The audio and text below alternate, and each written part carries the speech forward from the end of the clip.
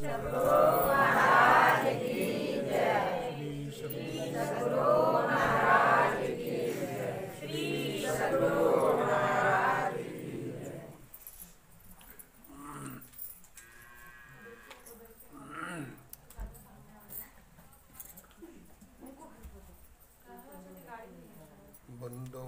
गुरुपद कंज कृपा सिंधु नर रूप हरि महामोहतम कुंज जासु बचन रविकर निकर श्री गुरु चरण सरोज रज निज मन मुकुर सुधारि वरनौ रघुवर विमल जसु जो दायक फल चारि बुद्धिहीन तनु जान के सुमिरो पवन कुमार बल बुद्धि विद्या देहो मोहे हरऊ कलेश विकार। बोलिए प्रेम से श्री सतगुरु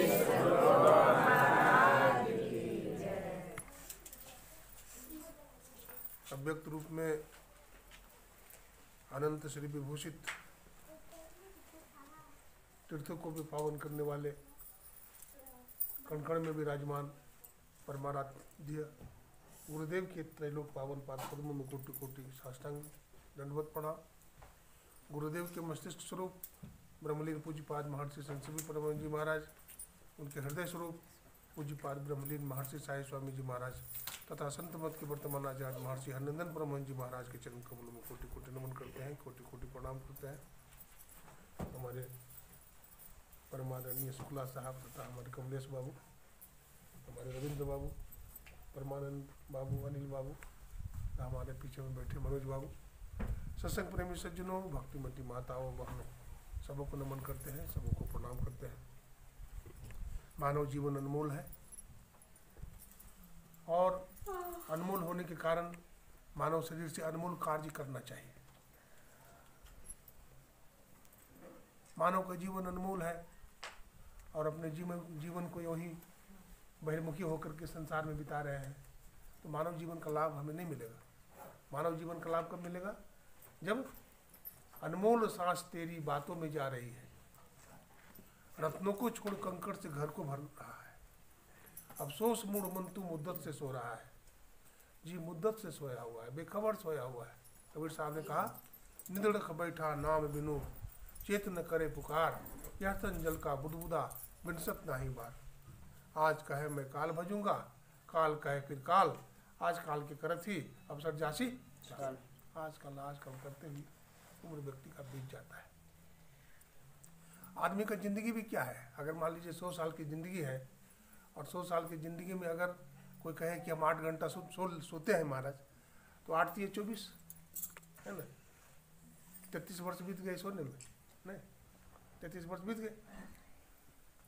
और अगर कोई कहे कि 10 घंटा हम काम करते हैं तो कितना बीत गया? 10 घंटा या 12 घंटा काम करते हैं हम कारखाना में अथवा दुकान में अथवा जिस तरह से भी काम धंधा करते हैं तो कितना बीत गया? 8 × 24 हो गया वो, तो 33 साल और 33 साल 66 साल, 70 साल से मान लीजिए, 70 वर्ष तो इधर बीत गए। अब आपके पास क्या बचा? अगर 30 साल में अगर मान लीजिए आप दिनचर्या में 4 घंटा बिता देते हैं अथवा 3 घंटा बिता देते हैं तो इधर भी बीत गया, इधर भी 10 साल बीत गया, तो 80 साल ऐसे हो गया।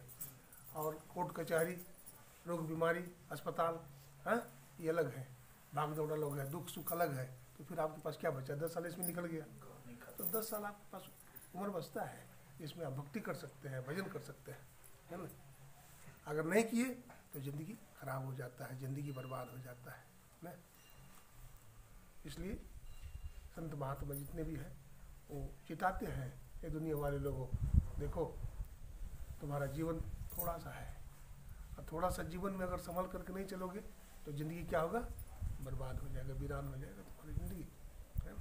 किसी आदमी के जीवन में देखिए कुत्ता की तरह भौंकता फिरता है, खाने को रोटी नहीं मिलती, लो लकड़ मारता है, बेटा रोटी नहीं देता है, बहू गाली बकती है, पत्नी छोड़ करके भाग जाती है, नहीं होता है।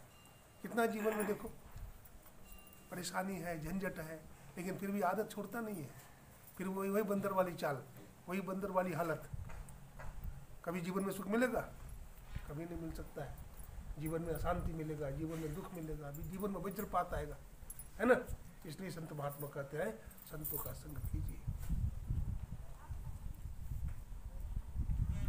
भगवान बुद्ध के समय की बात सुनाता हूँ। देखिए, भगवान बुद्ध हुए, महावीर हुए, गोस्वामी तुलसीदास जी महाराज हुए, बाबा सूरदास जी महाराज हुए,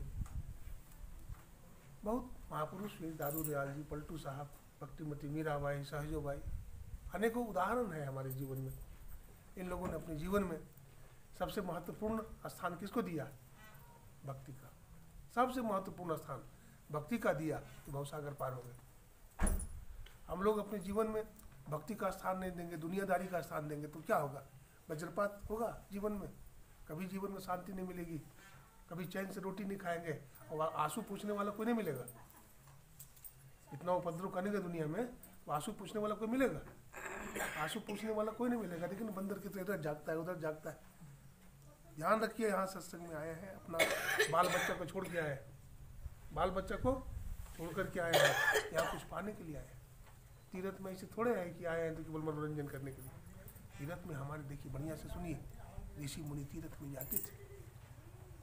तीर्थ में जाने से बड़ा फायदा होता है। तीर्थ में पवित्र भावना से जाते हैं। अब गंगा जी में हरिद्वार से चले गए, या ऋषिकेश चले गए, या वृंदावन चले गए, अयोध्या चले गए, कहीं भी गए आप, पवित्र भावना से जाना चाहिए तीर्थ, है ना। यहाँ भी तीर्थ है।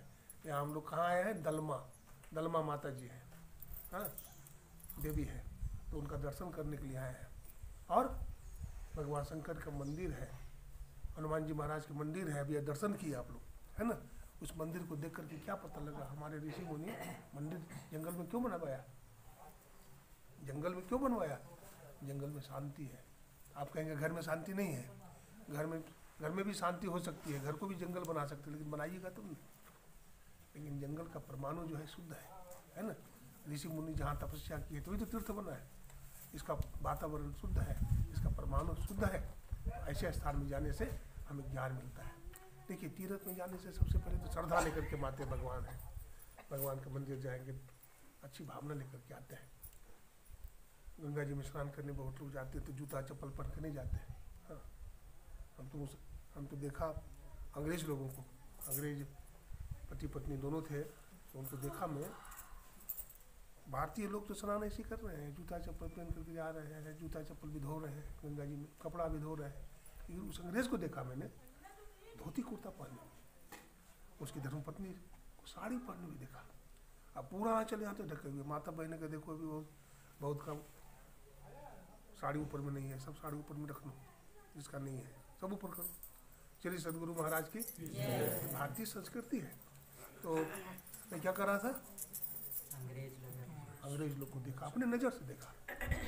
चोटी, आजकल तो हिंदू लोगों के सिर पर चोटी नहीं है, यज्ञोपवीत नहीं है, हा? देखो द्विज बोलते हैं, ब्राह्मण, क्षत्रिय और वैश्य तीनों को द्विज कहते हैं, है ना। ये संस्कारी है। यज्ञोपवीत क्या है? संस्कार बताता है। ब्राह्मण, क्षत्रिय, वैश्य तीनों यज्ञोपवीत धारण करते हैं। देखते हैं लघु शंका जाते हैं तो कान पर इसे चढ़ा लेते हैं, जल लेकर के जाते हैं, वो बहुत पवित्र है। ये फुल पॉइंट बाबू पवित्र नहीं है ना। ये पेशाब करेंगे तो भी देखिए छिटका पड़ जाएगा इनको, इनका बड़ी शुद्ध नहीं है। मैं एक बार नेपाल जा रहा था तो फुल पॉइंट वाले बाबू हमको गलत रास्ता बता दिया रात में। हम बहुत भटक गया जंगल में, ड्राइवर हमारा, और रात के बज रहे थे करीब 1:30।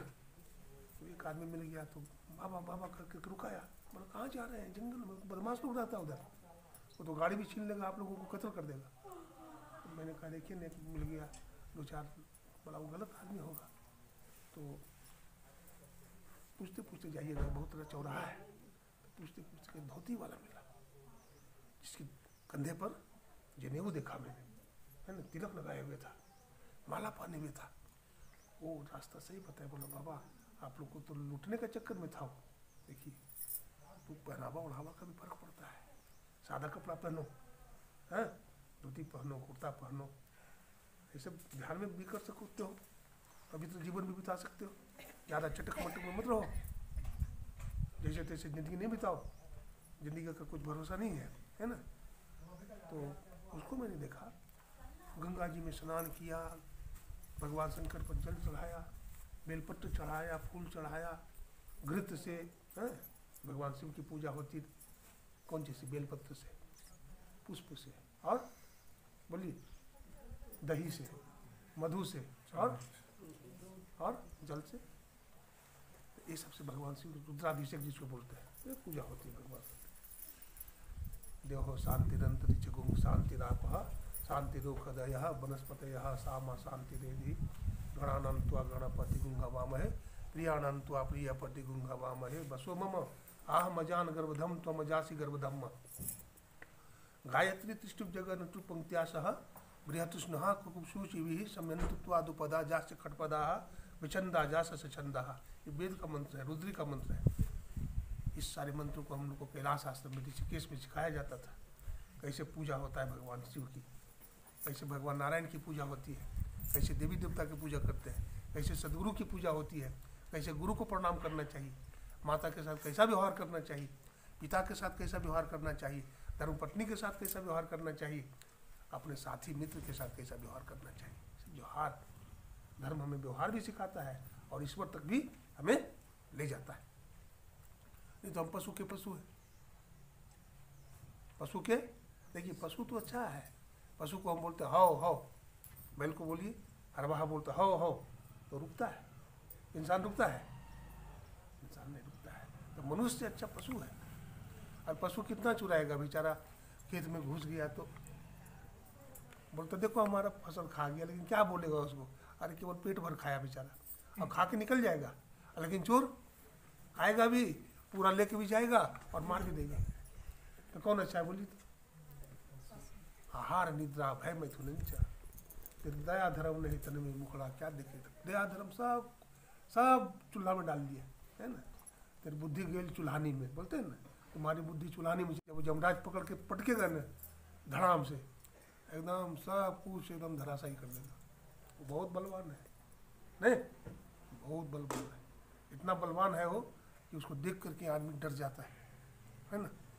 तो कहने का मतलब ये है कि धर्म को समझिए और धर्म को समझ करके उसमें लगिए, है ना। लगने की प्रधानता है। मैं कह रहा था तीर्थ में जाने से, देखिए पैदल जाते हैं लोग, हैं, पैदल जाने से थकावट होती है, नहीं, थकावट होने से भूख अच्छी लगती है और नींद भी अच्छी आती है, नहीं, शरीर पहले स्वस्थ हो जाता है। देखिए हनुमान जी के दूत हैं यहाँ, बहुत सारे बंदर है, बेचारे कौन देता है इसको खाने को रोटी, कपड़ा कौन इसको पहनाता है, लेकिन जंगल में भी मस्त है ना। तुलसी बुढ़वा खेत के सींचत बिक बुलाए, राम भरोसे जो रहे पर्वत पर भी आए। तुलसी के बुढ़वा, तुलसी जी को लगाते हैं बुढ़वा में, गमला में, और जल भी डालते हैं, लेकिन सींचने पर भी कुमला जाता है। लेकिन जंगल में कौन सा पानी डालते हैं आप लोग, इतना पेड़ पौधे खड़े हैं, तुलसी जी भी है, इसमें कोई डालता है, लेकिन पर्वत पर भी हरिया है। तो राम के भरोसे जो अपने को छोड़ देता है वो पर्वत पर भी हरा भरा रहता है। इसलिए भजन कीजिए, साधना कीजिए, तपस्या कीजिए, तो मानव का जीवन क्या होगा, सफल हो जाएगा। थोड़ा ध्यान करके देखिए ना, ध्यान करके देखिए ना अंदर में कितनी शांति। तीर्थ में भी परमाणु पवित्र है, वहाँ जल्दी आपको हो जाएगा। तीर्थ का भी इतना महात्मा ऐसे नहीं दिया गया है। आप हरिद्वार जाइए, ऋषिकेश जाइए, अयोध्या जी जाइए, वृंदावन जाइए, जरा वहाँ का सुगंधी देखिए। मैं बताता हूँ, एक जगह है कहलगांव, जहाँ कहोल ऋषि रहते थे। मैं एक बार दर्शन करने के लिए हमारे मन में इच्छा हुई, तो गंगा जी टप करके जाना पड़ता है। एक राधे बाबा थे, राधे बाबा, हाँ सत्संगी, देखिए माता जी बता रही है, राधे बाबा बूढ़े हैं ना। तो नाव से वही हमको पार की, वो नाव खेल जानते हैं, नाव खेलते हैं, तो वही हमको पार किए। तो मैंने पूछा कि कहलगांव जो नाम पड़ा है बाबा, तो क्यों पड़ा है? तो बोले कहोल ऋषि हुई है कहलगांव में। तो कहाँ रहते थे वो? तो बोले गुफा है, लेकिन बहुत विकट जगह में है। बोला हम जाएंगे, हम दर्शन करने के लिए आए हैं। बोला हम जाएंगे वहाँ। तो बोले बाबा गिर उड़ जाइएगा तो शरीर तो भारी है आपका, बहुत चढ़ पाइएगा। मैंने कहा अरे हमारी हिम्मत है, शरीर मत देखो, आत्मबल है, आत्मबल हमारा मजबूत है, शरीर विशाल हो तो क्या है, हम चढ़ जाएंगे। तो बाबा जड़ को पकड़ करके, गाछ की जड़ को पकड़ करके लटकना पड़ेगा। हाँ लटक जाएंगे। तो हमको ले लिए हिम्मत करके हम भी चढ़े, है ना, दीवार के किनारे किनारे गए, तो उसकी जड़ को पकड़े, जड़ को पकड़ करके लटक करके सीधे उधर चले गए अंदर। अंदर में जब गए तो गुफा में शुरू में तो चौड़ा था, बाद में सकरा था, बदबू आने लगी, चमगादड़ गंदगी फैला दिया था, बहुत बदबू आ गई। लेकिन हम भी सांस रोक करके, हम बदबू की तरफ ध्यान नहीं दिया। मैंने कार्य का हॉल ऋषि किया है, जो यहाँ तपस्या किया है, ध्यान किया है, तो केवल चमगादड़ की बदबू ही थोड़े होगा, वो जो महात्मा तपस्या किया उसका सुगंधी भी तो हो गया। तो मैं झाड़ झूड़ करके ऐसे ही कुछ पत्ता ले गया था बाहर से, झाड़ झूड़ करके अपनी आसन बिछा करके बैठ गया। और पहले तो बदबू आने लगी, लेकिन बाद में धीरे धीरे धीरे तगर के बड़ा रात रानी गुलाब की सुगंधी आने लगी। मैंने कहा बाहर बाहर, मैंने उस जगह को प्रणाम किया। ऋषि मुनि का जगह है, गुफा घाट जाइए ना, वहाँ जहाँ गुफा में गुरु महाराज ध्यान किए हैं, ईमानदारी से जाइए, वहाँ श्रद्धा से प्रणाम कीजिए और गुफा में बैठ करके तो ध्यान करके देखिए। गुरु महाराज बोलते हैं, गुरु महाराज की आवाज़ सुनाई पड़ेगी, वहाँ प्रकाश दिखेगा आपको। वहाँ की मिट्टी मिट्टी में गुरु महाराज समाये हुए हैं, उनकी तपस्या समाई हुई है। जरा अपना हृदय को पवित्र करके तो जाइए वहाँ, तब देखिए क्या है संतों की नगरी, संतों का देश वास्तव में क्या है। चल सतगुरु के देश, क्या है आगे, ज्ञान बुद्धि लाइए, सतगुरु के देश में जाइए, वहाँ जरा जाके देखिए। हम लोग तो संसारी आदमी, संसार में फंसे हुए हैं, है ना, तो तीर्थ में भी जाने का बड़ा फल है। वहाँ ध्यान साधना कीजिए, बढ़िया से रहिए कुछ दिन, आपको 6 महीने में योगी बन सकते हैं। आप कहेंगे बाबा हम तो कितना उम्र बिता दिए संसार में, आपको 6 महीने में बहुत कुछ मिल जाएगा। आप पूरा विश्वास करके जाइए, है ना। देखिए भूख लगती है आदमी तो कुछ भी खा लेता है, अब भूख नहीं हो तो 56 प्रकार का भोजन भी बेकार है। तो वैराग्य है, परमात्मा को प्राप्त करने का साधन वैराग्य है। अगर वैराग्य आपको नहीं है, ज्ञान आपको भूख नहीं है, तो आप क्या करेंगे, आप कुछ नहीं कर सकते। तो वैराग्य को बढ़ाइए, सत्संग है माध्यम है, सत्संग कीजिए, है ना, अच्छे महापुरुषों का संग कीजिए, तो उससे आपको ज्ञान मिलेगा, है ना, और लगेगा। अभी एक CL गुप्ता जी है, कल फोन आया बहुत दिनों के बाद, MP मध्य प्रदेश में रहते हैं और प्रोफेसर हैं, मैथमेटिक्स का प्रोफेसर है। हमें उनको दीक्षा दिए थे आज से 7 साल पहले। तो अचानक फ़ोन आया रात में, तो मैंने उठाया तो बोले क्या समाचार है प्रोफेसर साहब। बोले हाँ स्वामी जी सब ठीक है, बहुत दिनों के बाद मैंने आपको लगाया। तो बोल रहे थे ध्यान साधना करते, बोला हाँ बाबा ध्यान साधना करता हूँ, और 6-6 घंटे हमको शरीर का होश नहीं रहता है। क्या 6-6 घंटा शरीर का होश नहीं रहता है, मैं कहाँ बैठा हूँ। मैंने कहा बहुत कुछ पा लिया आपने 6-6 घंटा शरीर से निकल करके ब्रह्मांड में चक्कर काटते। कम जन्मों के संस्कार है, बहुत जन्मों का संस्कार है। आदमी बंदर की तरह चंचल है, 1 मिनट बैठ नहीं सकता है। लेकिन देखिए 6-6 घंटे जिसका ध्यान में मन लगता है। भगवान बुद्ध ध्यान में बैठते थे तो कब उठेंगे, महावीर ध्यान में बैठते थे कब उठेंगे, गुरु महाराज ध्यान में बैठते थे तो कब उठेंगे, कुछ ठिकाना नहीं। हम लोग का ध्यान ही नहीं लगता, क्योंकि शक्ति सब बाहर निकल गई, शक्ति है ही नहीं शरीर के अंदर, तो मन कहाँ जमेगा, है ना। तो ये शक्ति हमारे शरीर में संचित हो, इसके लिए ब्रह्मचर्य का पालन करें, संजीवित जीवन बितावे, है ना। कुछ दिन आप अच्छे माहौल में रहिए, है ना, अच्छे साधक का संग में रहिए, तो आपको सद्बुद्धि मिलेगी, आपको एक संबल मिलेगा। भगवान बुद्ध की बात भी सुना रहा था। भगवान बुद्ध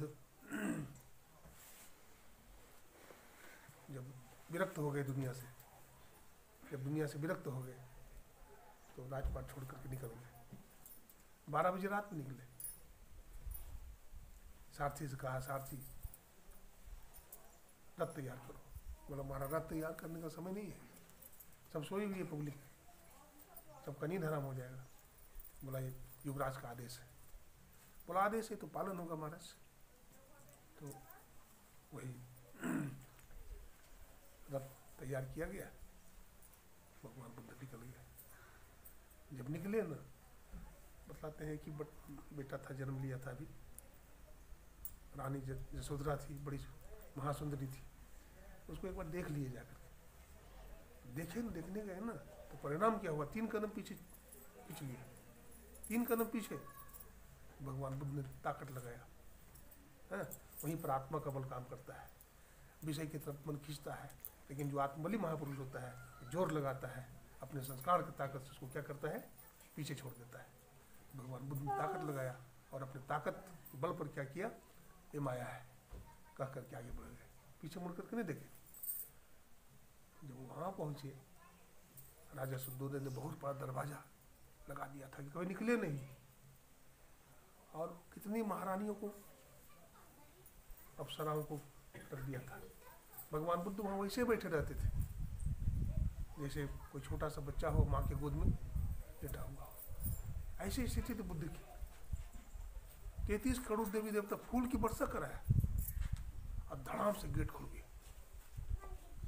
भगवान बुद्ध आगे निकले, भगवान बुद्ध आगे निकले, स्नान किया वहाँ पर, जहाँ पर नेपाल देश और भारत की सीमा है, वहाँ पर एक नदी है, उसमें बुद्ध ने स्नान किया।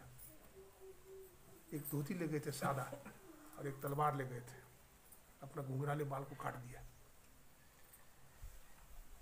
महात्मा लोग अपने बाल को काट देते थे क्योंकि बाल से आदमी सुंदर दिखाई पड़ता है, बाल कट जाने के बाद बंदर हो जाता है, तो सुंदरता भक्ति में बाधक है, इसलिए संत महात्मा बाल को अलग कर देते हैं।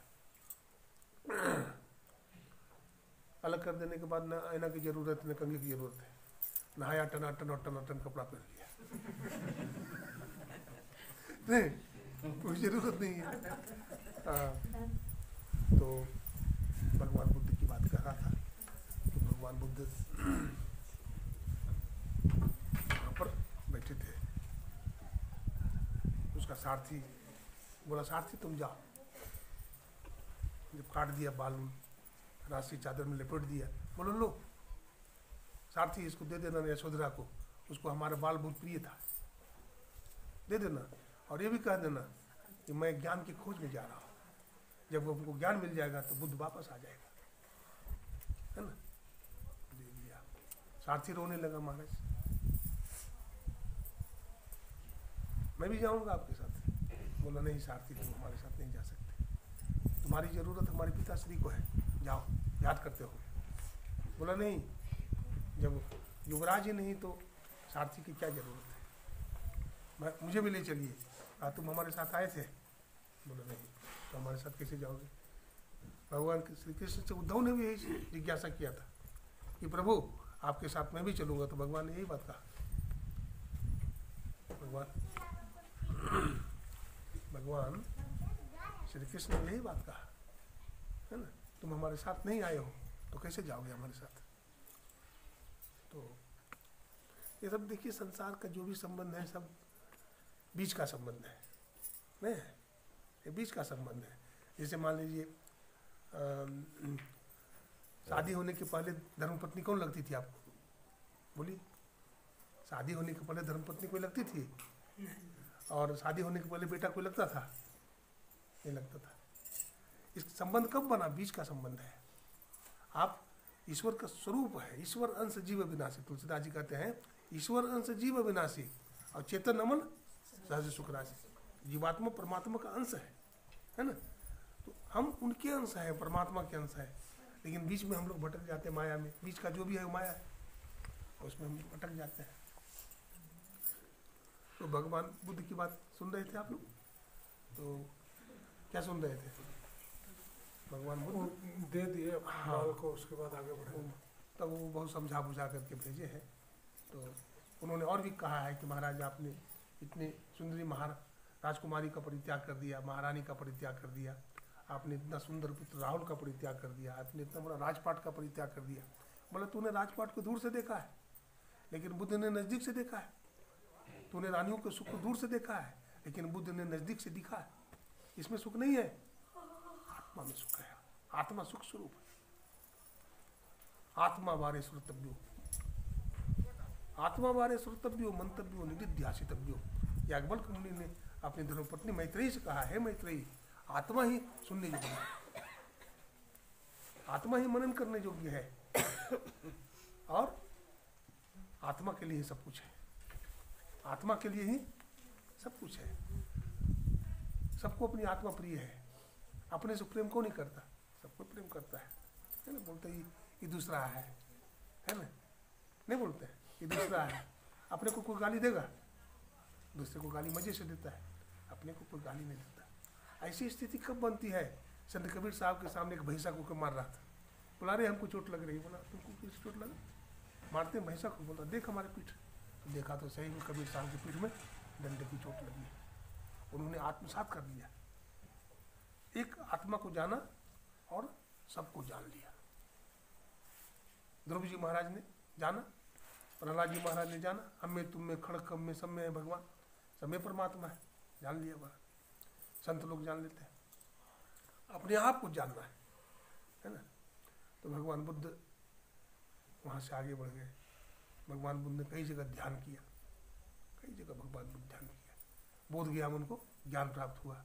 जब बोध गया में ज्ञान की प्राप्ति हो गई तो भगवान बुद्ध ने सोचा कि अब चलना चाहिए, अपना जन्मभूमि चलना चाहिए, है ना।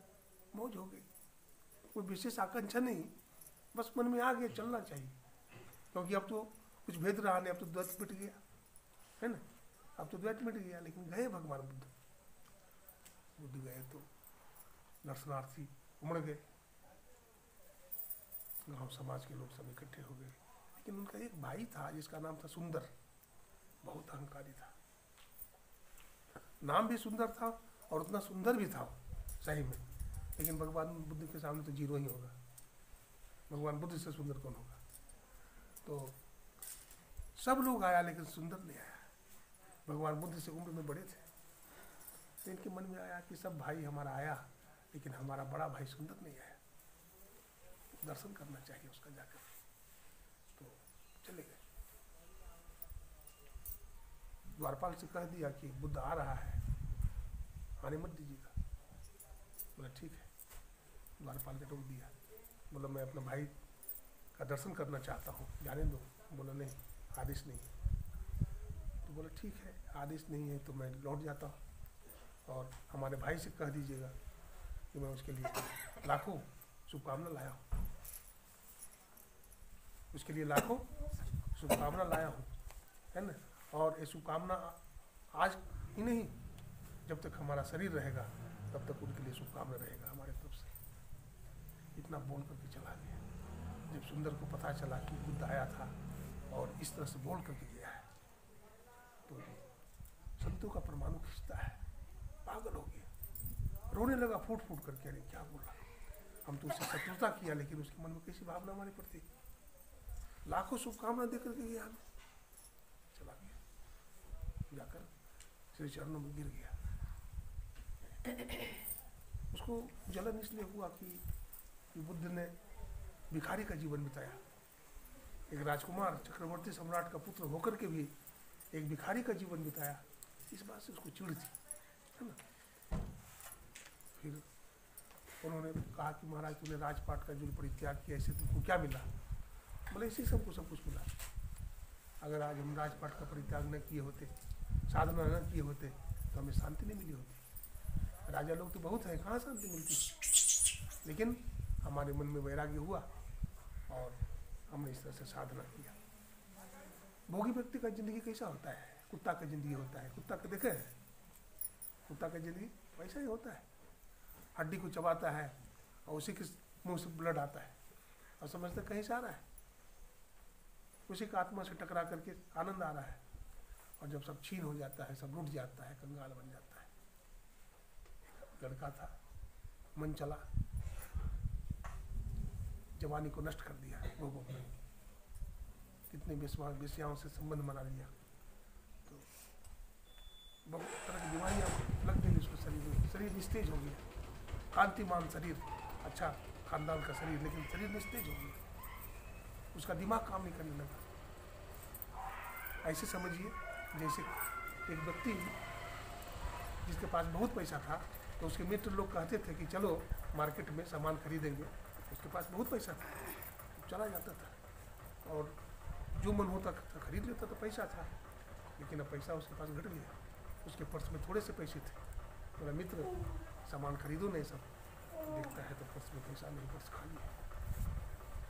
उसको पश्चाताप हुआ, अरे हमारा पर्स खाली हो गया है ना, हमारा शक्ति खत्म हो गया, हमारा शक्ति आपके सामने अंधेरा दिखता है, बीमारियां ने छेक लिया हमें। अभी मानव जीवन को हम सफल कैसे करेंगे? शक्ति चाहिए आपको, भजन करने का बल चाहिए, तभी कुछ करेंगे आप। वृद्ध हो गए, वृद्ध भये तन कापन लागे, कपपित बात भरी, लक्ष्मीपति पछतात सेज पर, अब हम क्या करें, अब क्या करेंगे?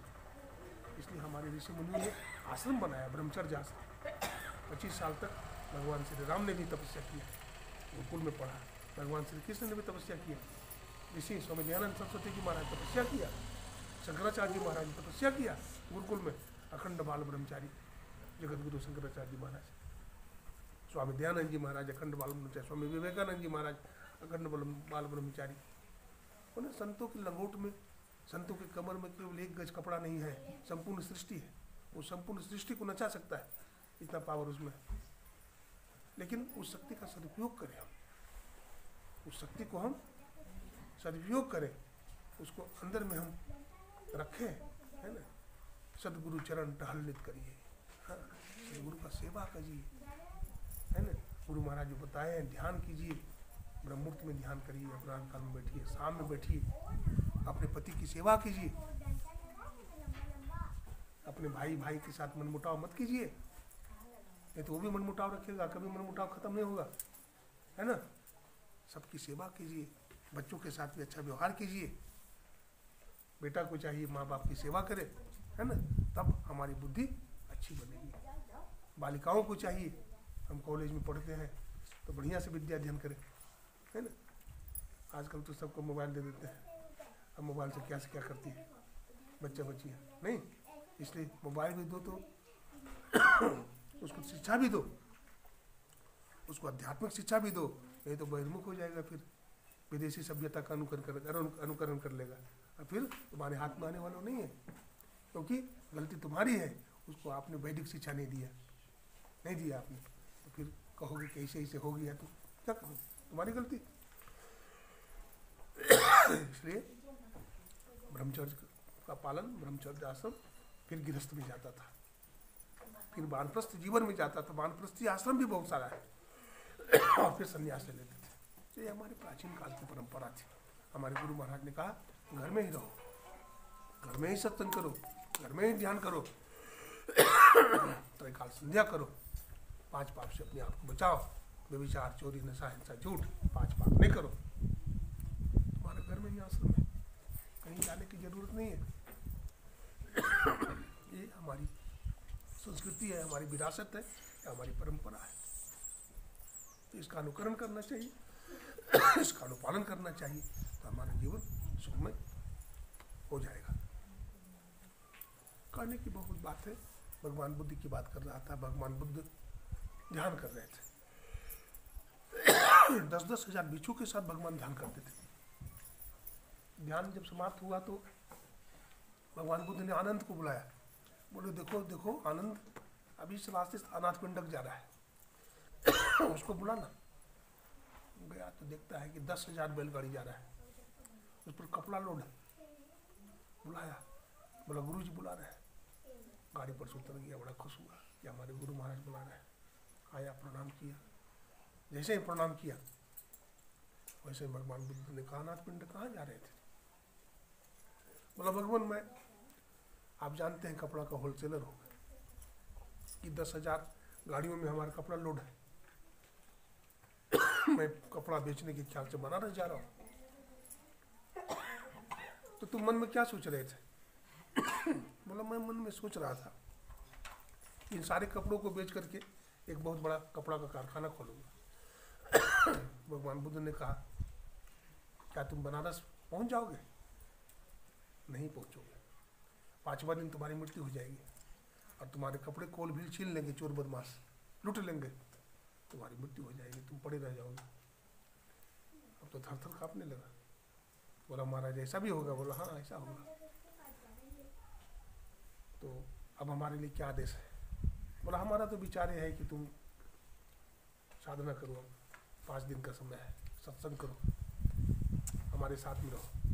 बोला ठीक है। तो फिर 5 दिन तक साथ में रहा, ध्यान किया, सत्संग किया। 5वां दिन ध्यान में ही बैठा था, शरीर लड़खड़ा के गिर गया। जब गिर गया तो सब बिच्छुओं ने घेर लिया। भगवान बुद्ध के पास गया कि अनाथ पिंड गिर गया, शरीरांत हो गया। भगवान बुद्ध ने कहा हाँ शरीरांत हो गया उसका। तो हुजूर मर करके कहाँ गया हो? भगवान बुद्ध ने कहा तावस्तिंस लोक चला गया। तावस्तिंस लोक पाली शब्द है जिसका अर्थ होता है स्वर्ग लोक, वैकुंठ। कहाँ चला गया? वैकुंठ चला गया। अभी संतों के साथ 5 दिन रहा, 5 दिन सत्संग किया। वैकुंठ जाने के लिए भी बहुत जन्मों तक तपस्या करना पड़ता है, तब वैकुंठ जाता है। और संतों के साथ रहा तो 5 दिन में वैकुंठ चला गया, है ना। कैसा संतों का ज्ञान है ना। यहाँ देखिए ना कितने लोग आए हैं, इधर उधर बंदर किधर घूम रहे हैं, फिर रहे हैं, पानी पूरी खा रहे हैं, क्या खा रहे हैं? कोई पवित्रता नहीं, कोई शुद्धि नहीं, अपना धन को बर्बाद कर रहे हैं, लेकिन यहाँ सत्संग कर रहे हैं। आप कितने भाग्यशाली, कैसा गुरु माँ का ज्ञान है ऊँचा। नहीं, यहाँ ध्यान भी किए और सत्संग भी कर लिए, जो अपनी झोली में भर करके ले जाइएगा आप लोग सब अपनी झोली।